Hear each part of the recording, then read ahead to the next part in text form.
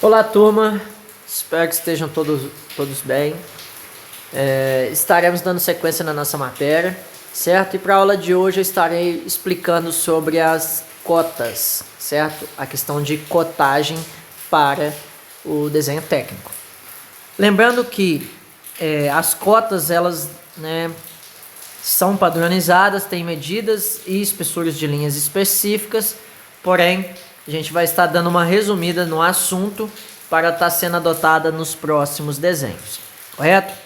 Então, a norma da NBR 10126, que é uma versão corrigida de 1998, ela tem como objetivo fixar os princípios gerais de cotagem através de linhas, símbolos, notas e valor numérico numa unidade de medida.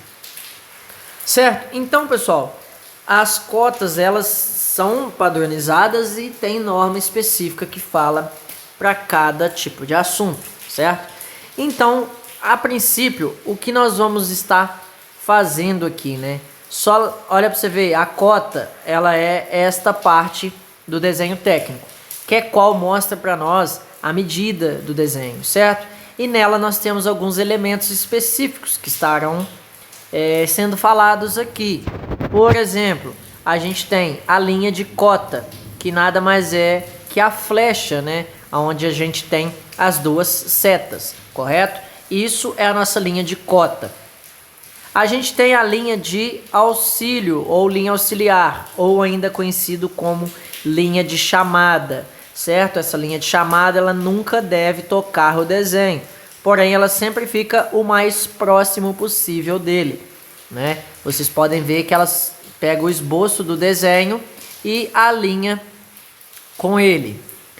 A cota é o valor, certo? É a intensidade, é o módulo da medida. No caso, é o quanto vale a medida no qual vocês estão cotando.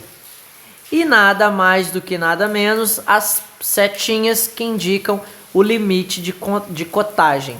Essa linha ela deve tocar a linha auxiliar ou ainda a linha de chamada.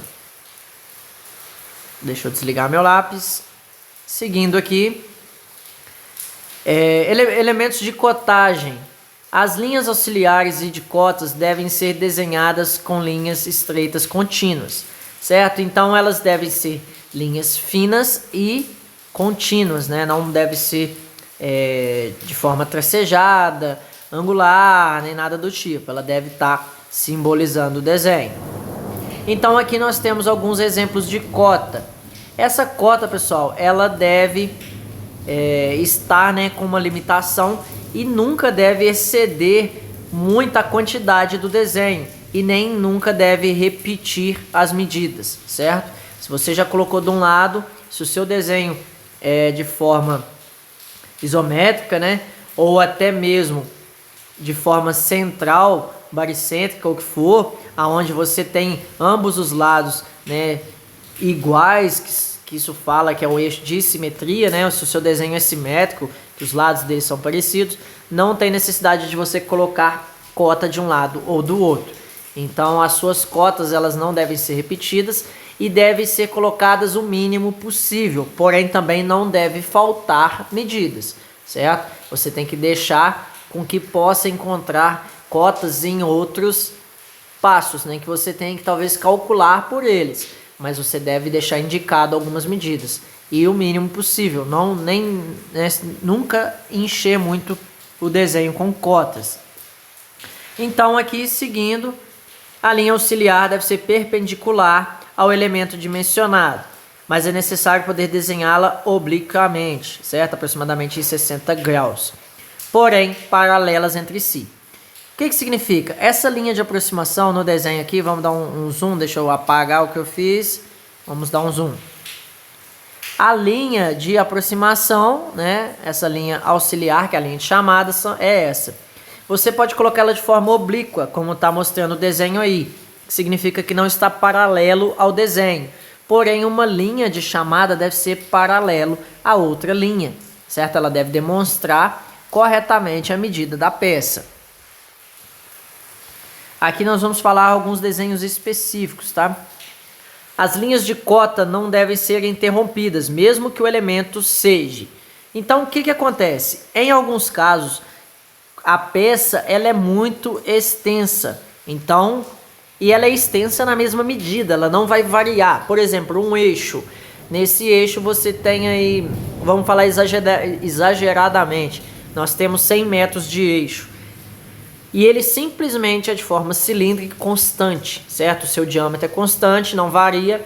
Então, para a gente não ter essa necessidade de desenhar 100 metros de uma mesma medida, a gente faz esse tipo de corte no desenho, como está demonstrado. Deixa eu dar um zoom. Esta parte aqui, ok? Não é o momento, eu não estou ensinando isso agora, mas só para vocês entenderem que a gente pode cortar o desenho para não ter que desenhar ele por inteiro. Só que a cota ela não pode ser cortada nem interrompida. Aonde é a extremidade do seu desenho, você deve ligar os dois pontos com a cota e demarcar então qual é a medida naquele ponto, certo? Por mais que ele cortou, a cota não se corta. Ela vai estar mostrando diretamente o tamanho do desenho.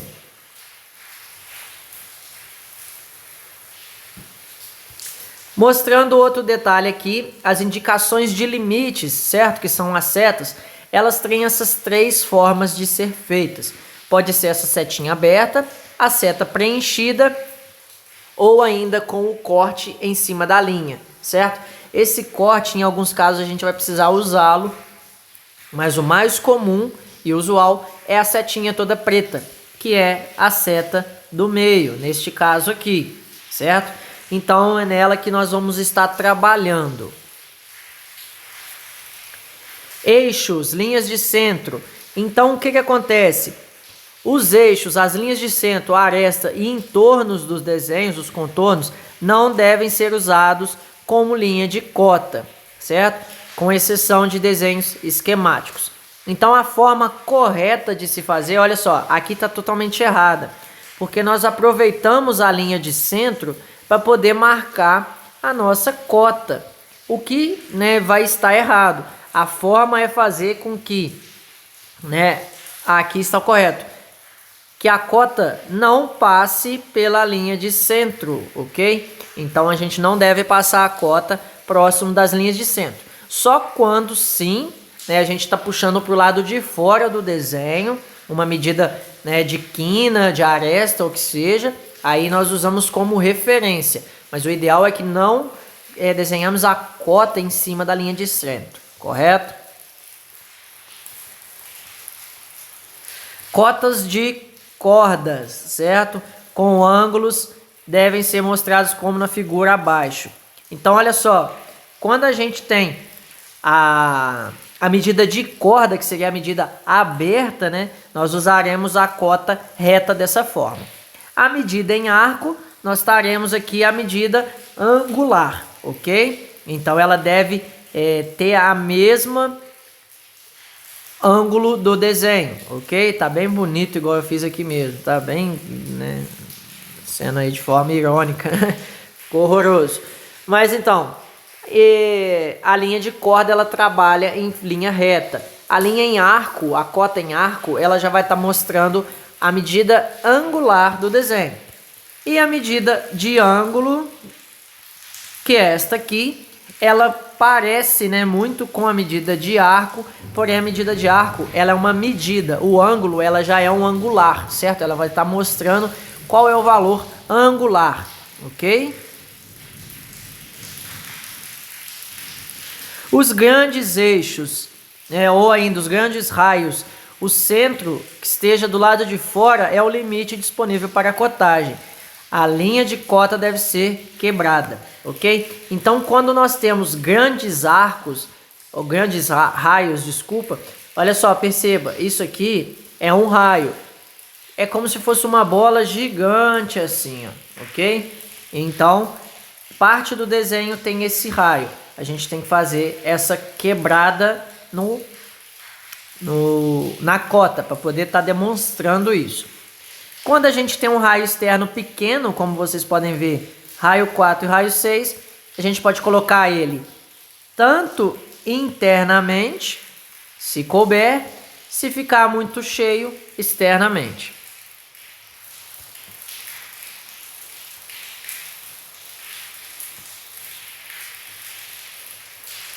As linhas de centro e as linhas de contorno não devem ser usadas para linhas de cota, porém, pode ser usada como linha auxiliar.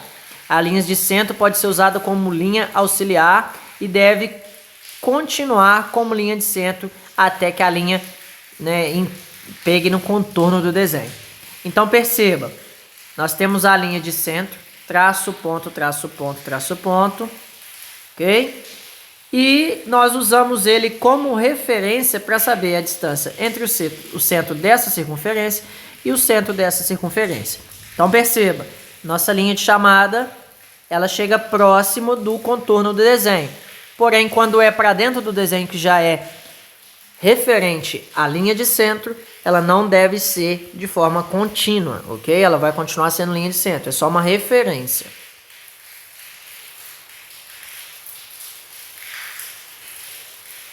Aqui, pessoal, tem alguns assuntos mais textuais que, né, eu peço a vocês para estar dando uma lida na apostila, ok?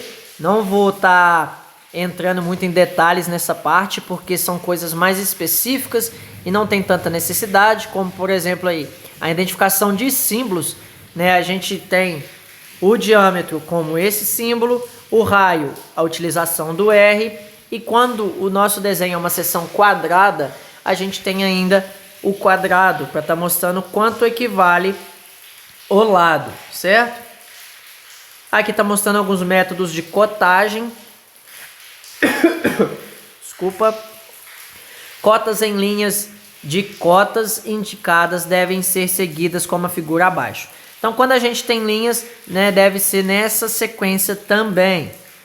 Aqui está mostrando a cotagem angular, ok? Que ela pode ser seguida de forma apresentada, como está aqui na figura 28, certo? Então a gente tem essas dimensões de cotagem mostrando a angulação, né, os ângulos de cada parte da circunferência. Olha aqui, as cotas devem ser lidas da base da folha de papel. Então, as linhas de cotas devem ser interrompidas preferencialmente no meio para a descrição de cota. Então, o ideal é que você sempre coloque a intensidade, né, o valor, o módulo, no meio da linha de cotagem, como está demonstrado aqui no 75. E o ideal é que ela fique no centro da linha, certo? Ou, né, claro que não precisa ser medido, mas o ideal é que seja no centro. Nas cotagens angular podem ser seguidas da forma apresentada. Então a gente pode colocar também no centro ou externamente. Aqui em externo, ok? Vamos marcar. Desculpa.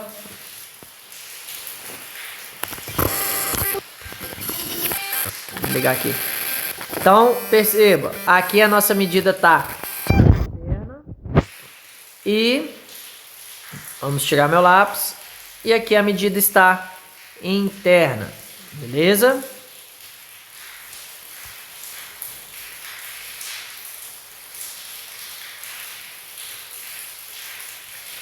Cotagem em série, a gente precisa então colocar uma cota total para o desenho e as cotas pormenores, fazendo as interligações e mostrando cada parte quanto equivale, como no desenho A, que está aí demonstrado.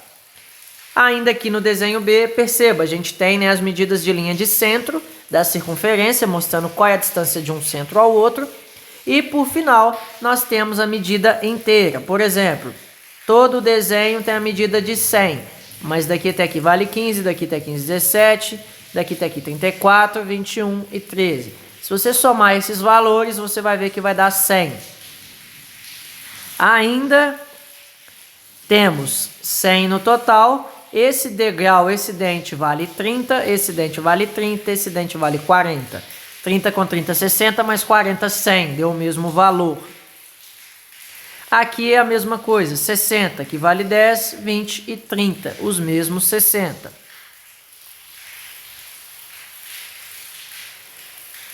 Cotagem utilizando faces de referência, né, a gente precisa utilizar as faces para estar demonstrando qual medida específica. Isso aí vai ser pedido, não tem problema nenhum. Mas vocês podem perceber, né, que o desenho acima, vamos circular. Aqui a gente tem a cotagem em série e aqui a gente tem a cotagem de face. Não vai mudar muita coisa, né? É só a questão da gente estar desmembrando metade do desenho para um lado e metade para o outro.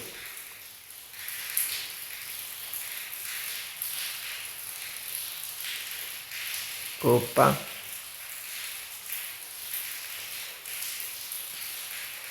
Sequência de cotagem. A gente tem aqui, nesse caso aqui, é cotagem para desenhos ortográficos. Eu ainda não passei para vocês essa matéria. Então vamos pular isso aqui.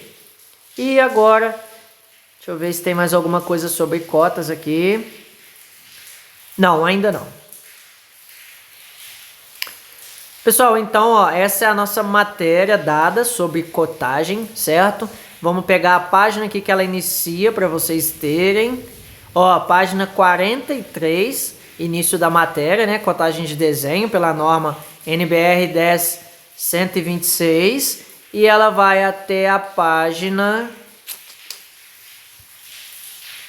48, certo? Então não são muitas folhas. Vocês podem ver aí que a matéria está bem tranquila. Então a gente inicia no 43 e termina no 48, tá certo? Então, pessoal, essa foi a matéria de hoje, são as medidas de cota. Tem um detalhe aqui que eu não falei, vamos lá, bom, bem lembrado. Por exemplo, isso tem uma norma específica, tá? Para cada parte disso, não está citado aqui. Mas é ideal vocês saberem. A distância da linha de cota até o desenho trabalha em torno de normas, certo? As normas específicas para cada tipo de desenho, para cada forma com que nós vamos estar demonstrando essas medidas. Só que, na maioria dos casos, isso é padronizado para qualquer desenho e a gente deixar aproximadamente a distância da linha de cota com a linha de contorno do desenho de 10 milímetros, certo? Nossa, mãe, 10 milímetros aqui. Então, né, deixa eu mudar esse desenho meu que ficou horroroso. Linha de cota, linha de contorno. Aqui tá a minha cota para mostrar a distância. Equivale a 10 milímetros. Então, nós temos essa distância. Pessoal, não precisa bater na régua, tá? Não significa que todas as cotas de vocês devem ter essa mesma distância. Porém, vamos tentar deixar o mais próximo disso, tá? Em torno de 10 milímetros de distância, que é o contorno até a linha de centro. Outra coisa. Vamos pegar um desenho aqui que tem sequências. Por exemplo, aqui.